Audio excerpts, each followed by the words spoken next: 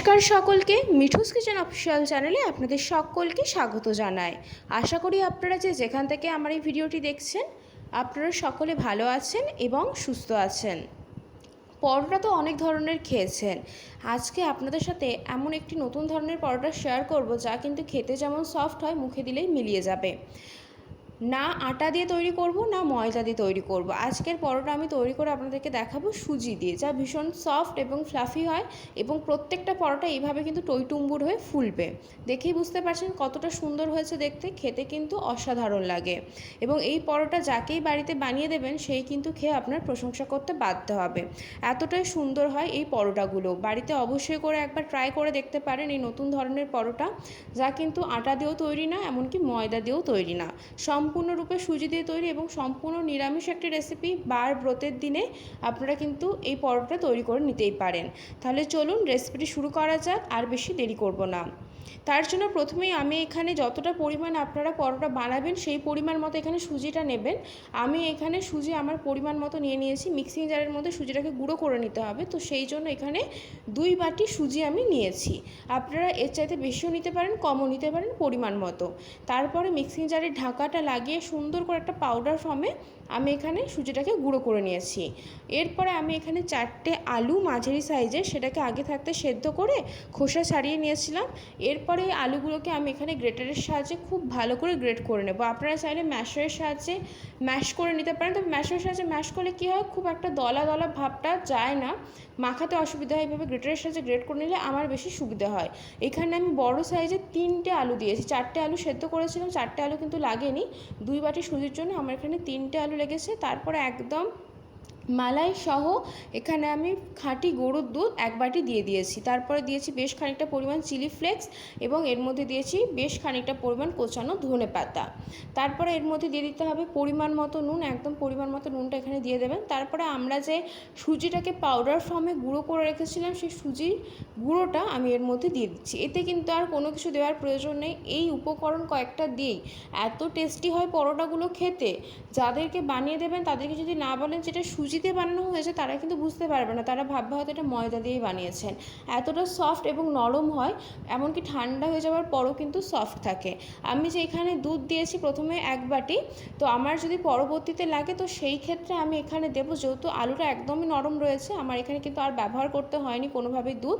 ওই 1 বাটি দুধই আমি এখানের মধ্যে দিয়েছিলাম এবং 3টে আলু ছিল, তার জন্য মাখানো হয়ে গিয়েছে। যদি আপনাদের ব্যবহার করতে হয় তো আরও সামান্য পরিমাণ দুধ দিতে পারেন এখানে। তারপরে ছোটো ছোটো লেচি কেটে আমি এখানে 2 হাতে তালুর মধ্যে নিয়ে লেচিগুলোকে আমি গোলাকার করে নিয়েছি। তারপরে এগুলোকে কিন্তু আমি শুকনো ময়দার গুঁড়ো দিয়ে বেলতে হবে, আটার গুঁড়ো দিয়ে বেলতে পারেন অথবা ময়দার গুঁড়ো দিয়ে বেলতে পারেন। তবে আমি বলবো তেল না দিয়ে না বেলতে, ময়দার গুঁড়ো দিয়ে বেলে কিন্তু বেশি সুবিধা হয়। তেল দিয়ে বেললে খুব একটা ভালোভাবে এটা বেলানো যায় না, যেহেতু সুজি রয়েছে, তো সেই ক্ষেত্রে সুন্দর মতো কিন্তু আমি এখানে গোলাকার করেই বেলে নিচ্ছি। আপনারা যে কোনো পরোটার শেপ দিতে পারেন, আমি এখানে গোলাকার করেই কিন্তু এগুলোকে যতটা সম্ভব পাতলা করে একদম সুন্দর করে বেলে নিয়েছি। তারপর এখানে আমি একটা তাওয়া বসিয়ে দিয়েছি। তাওয়াটা খুব ভালো করে গরম হয়ে আসলে এর মধ্যে আমি পরোটাটা দিয়ে একটা পিঠ খুব ভালো করে এখানে আমি সেঁকে নিয়েছি। একটা পিঠ যখন ভালো মতো সেঁকা হয়ে যাবে অপর পিঠটাও পাল্টে দিয়েছি। তারপরে বেশ খানিকটা পরিমাণ রিফাইন অয়েল বা সাদা তেল দিয়ে সুন্দর করে কিন্তু পরোটাগুলোকে 2 দিক থেকে ভেজে নিতে হবে। এই পরোটাগুলোর সাথে আপনারা সাইড ডিশ হিসেবে যে কোনো তরকারি সার্ভ করতে পারেন। আমি এখানে যেরকম আলু সয়াবিনের কষা সার্ভ করেছিলাম, যে কোনো কিছু দিয়ে খেতে কিন্তু বেশ ভালো লাগে। আলুর দম, আলু পটলের দোরমা, যে কোনো রেসিপি আপনারা এর সাথে সার্ভ করতে পারেন। আর এই পরোটাগুলো এতটাই টেস্টি হয়, যারা এই পরোটা বানিয়েছেন বাড়িতে তারা তো জানেন, আর যারা এখনও পর্যন্ত বানাননি তারা একবার হলেও এই রেসিপিটি ফলো করে দেখতে পারেন। আশা করব আপনাদের ভীষণ ভালো লাগবে, কারণ এই পরোটাগুলো ভীষণ সফট এবং ফ্ল্যাপি হয়, এমনকি ঠান্ডা হয়ে যাওয়ার পরও কিন্তু শক্ত হয় না। অনেকের মনে হতে পারে সুজি রয়েছে শক্ত হয়ে যাবে, কিন্তু না, ঠান্ডা হয়ে যাওয়ার পরও শক্ত হয় না, যেহেতু আলু রয়েছে, তো সেই ক্ষেত্রে একদম সফট হয়। দুটো পিঠই কিন্তু আমি এখানে সুন্দর করে পরোটাগুলোকে একটু লালচে লালচে করে ভেজে নিয়েছি। খুব বেশি লালচে করব না, মোটামুটি দুটো পিঠ আমি একটু হালকা লালচে হওয়া পর্যন্ত ভেজে নিয়েছি। তারপরে আবারও সেম পদ্ধতিতে একটা পরোটা দিয়ে দিয়েছি। একটা পিঠ সেঁকে নিয়ে অপর পিঠটা পাল্টে দিয়েছি, যাতে অপর পিঠটাও সুন্দর মতো ভাজা হয়ে যায় এবং শাঁকা হয়ে যায়। এবং ওপর থেকে বেশ খানিকটা পরিমাণ রিফাইন অয়েল আমি এর মধ্যে দিয়ে দিয়েছি, দিয়ে দুদিক ভালো করে ভেজে নিতে হবে। এইগুলো পরোটাগুলো যখন ভাজবেন তখন গ্যাসের ফ্লেমটা লো টু মিডিয়ামে রাখবেন। মিডিয়াম টু হাই ফ্লেমে থাকলে খুব তাড়াতাড়ি পরোটাগুলো কিন্তু পুড়ে যেতে পারে, ভাজা ভালো মতো হবে না, মানে শাঁকাটা ভালো মতো হবে না। তো সেই ক্ষেত্রে লো টু মিডিয়াম ফ্লেমে রেখে কিন্তু পরোটাগুলোকে খুব সুন্দর করে করে আমি এখানে ভেজে নিচ্ছি। দেখতে যত না লোভনীয় হয়েছে, খেতে কিন্তু ভীষণ লোভনীয় হয়েছিল। অবশ্যই করে বাড়িতে ট্রাই করে দেখতে পারেন। আর এটা না চটজলদি বানিয়েও নেওয়া যায়। একদম বার ব্রত উপবাসের দিনে যারা সুজি খান, না সেটা আলাদা ব্যাপার, যারা বার ব্রতে সুজি খান তারা এটা কিন্তু উপবাসের দিনও করতে পারেন, কারণ একদমই হচ্ছে একটা নিরামিষ রেসিপি। এর সাথে নিরামিষ যে কোনো একটা সাইড ডিশ হিসেবে তরকারি বানিয়ে নিতে পারেন, খুব টেস্টি হয় খেতে। আমি এখানে সেম পদ্ধতিতে আবার একটা পরোটা এখানে ভেজে নিচ্ছি। প্রত্যেকটা পরোটাই কিন্তু আমি এখানে একই পদ্ধতিতে ভেজে নেব, এবং এই প্রসেসটা ফলো করলে দেখবেন পরোটাগুলো না খুব সুন্দর মতো ফুলে ওঠে। একটু সময় নিয়ে গ্যাসের ফ্লেমটা লো টু মিডিয়ামে রেখে ভাজবেন, খুব সুন্দর করে পরোটাগুলো ফুলে ওঠে এবং এতটাই সফট হয় যে কি বলবো, না বানালে বুঝতে পারবেন না।